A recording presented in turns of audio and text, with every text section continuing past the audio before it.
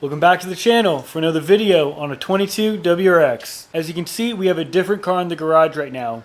We already have it on jack stands and we have the skid plate off. Today we're actually going to be installing my ETS intake, the Turbosmart blow-off valve, and also a Perrin inlet on this car. This is a subscriber's car, so really appreciative to have him give me the opportunity to install these parts and to make a video on it. So without any more delay, let me show you the parts we're going to install and we'll get right to it. Let's go.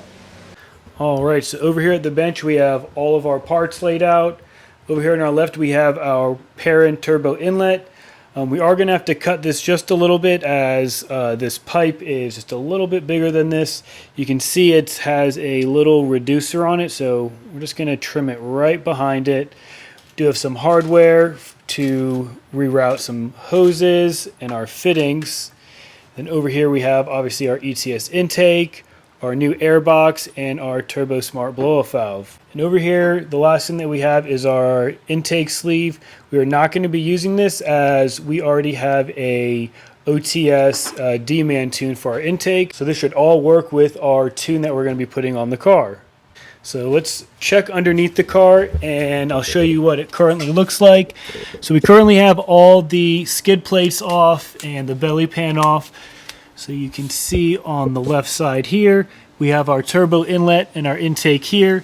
So we're going to work on removing everything first. Once we get everything buttoned up down here, we'll go up top and I'll show you where we're going to route that vacuum hose. So let me get you guys set up and we'll start taking this apart.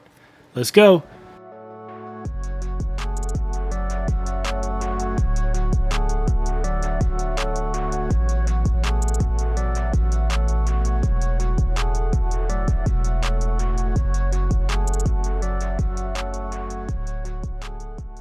Alright, so after that short little time lapse, we have the stock intake off, the stock air box off, and we just got the coolant hose teed off right here. I did want to show just how close it is to the header. I actually think it's okay. We got plenty of room. We might zip tie it to the side a little bit, but I do think we do have plenty of room. We'll try to rotate this just a little bit.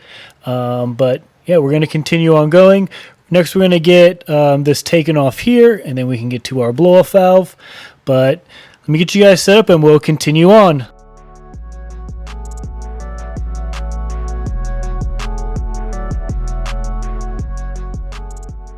Before we install our Turbosmart blow-off valve, make sure that the O-ring is seated correctly. If this gets pinched, you're going to have a bad time, you're going to have a boost leak, and you're going to have to go back under and redo this. So let's go back under and let's get this installed.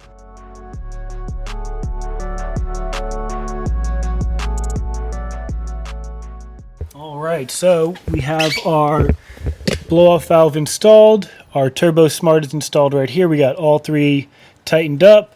We have it plugged in. So we're about to get this hole plugged up and we're going to get our turbo inlet put on.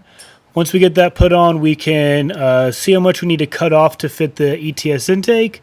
But let's get this put on and we'll continue on.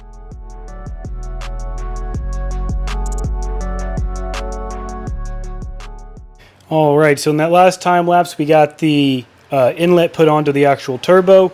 I already went ahead and trimmed our silicone inlet. So this is how it should roughly look. I got it pushed in pretty far all the way down to right here. So I got it pushed in all the way. I have test fitted a few times. This lines up perfectly with our bolt on the frame rail. So if you do buy this part and you have the V1 ETS intake, it should look something like this once you're done cutting it. But enough talking, let's get back into the car and get this fitted up.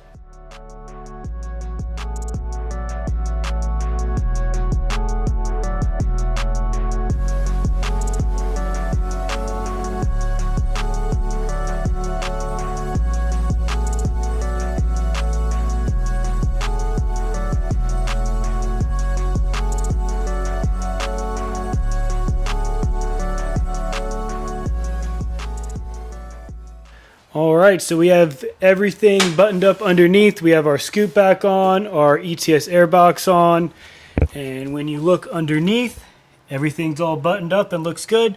So we're not done with the install yet. We do have one more line to run. We're going to be taking off this bolt right here, trimming this line, and fishing the hose all the way through. And this line right here is our brake booster hose. They want us to cut it right here and put the T in. Just to get a better view of everything, I am going to get the intercooler taken off real quick, and we can get this line run. All right, with that top mount taken off, you can get a better view of this hose here. So we're going to cut this probably right here, fish the line underneath, and it's going to go on this hose here. So let's get this little bolt taken out. We'll get the line fished through, and we'll finish this up.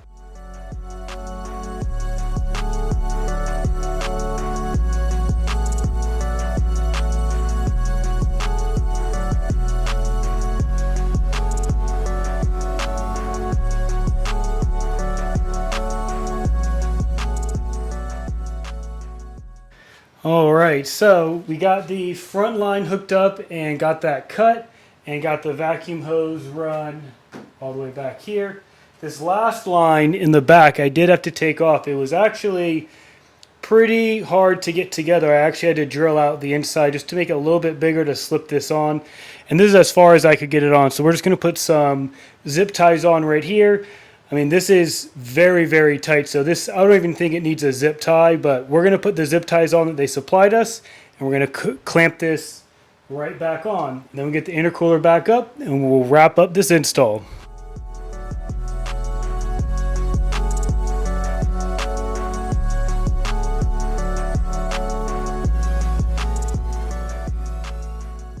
All right, so we got everything buttoned up underneath the hood.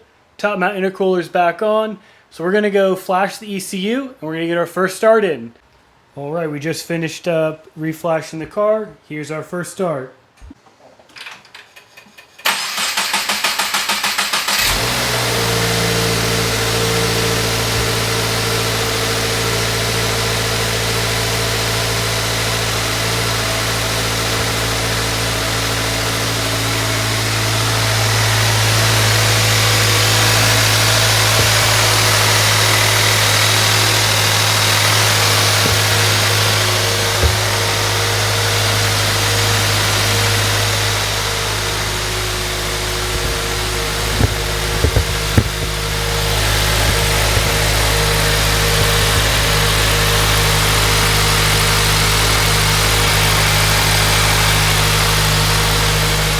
All right, so we're in the car. We're going to be on our test drive here. So let me get you spun around. We're going to do a little rip.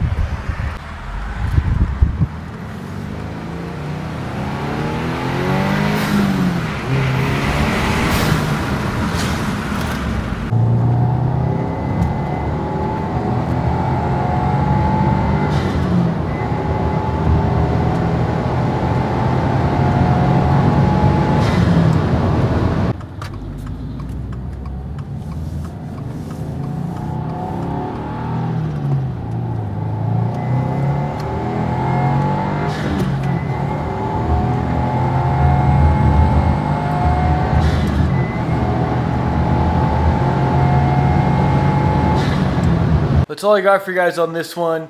Nice little install on our ETS intake, Turbosmart Plumb back blow-off valve, not the 50/50 one, and our Perrin inlet. Now this was the first time that we installed the Perrin inlet, so it was definitely a little bit of a learning curve. If I had to give any recommendations on that install, I would recommend just getting some extra hose and just remaking that brake booster line hose.